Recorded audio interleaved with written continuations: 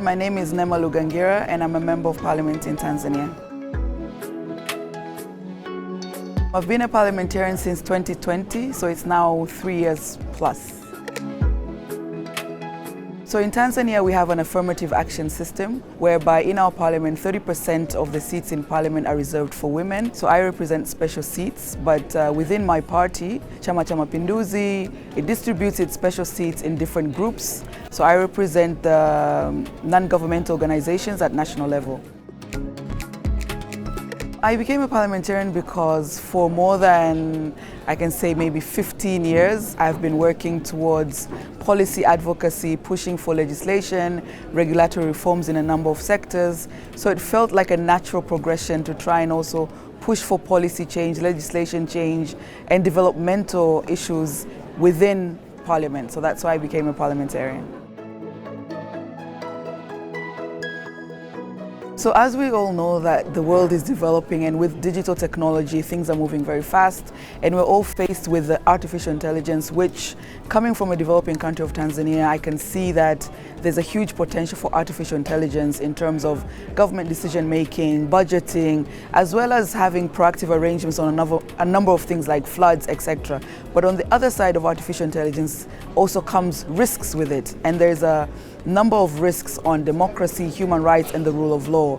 And with the IPU being the parliament of parliaments, it felt like the IPU is the right home to be championing and to be at the forefront of the artificial intelligence agenda through the parliamentary perspective. So myself, coming from Tanzania, together with Honorable Michelle Rempel from Canada, we are the co-rapporteurs of the IPU Artificial Intelligence Resolution on the impact of artificial intelligence on democracy, human rights, and the rule of law. And the whole purpose is to try, number one, to capacitate members of parliament to understand on what is artificial intelligence, the benefits, the risks it has, what is happening across the world in terms of different international organizations towards ethical use of artificial intelligence, what are different countries doing towards legislating and regulating the safe use of artificial intelligence, and then the big question, what can we as parliamentarians do in our respective countries? So we are hoping that the IPU AI resolution will be passed in the next IPU General Assembly.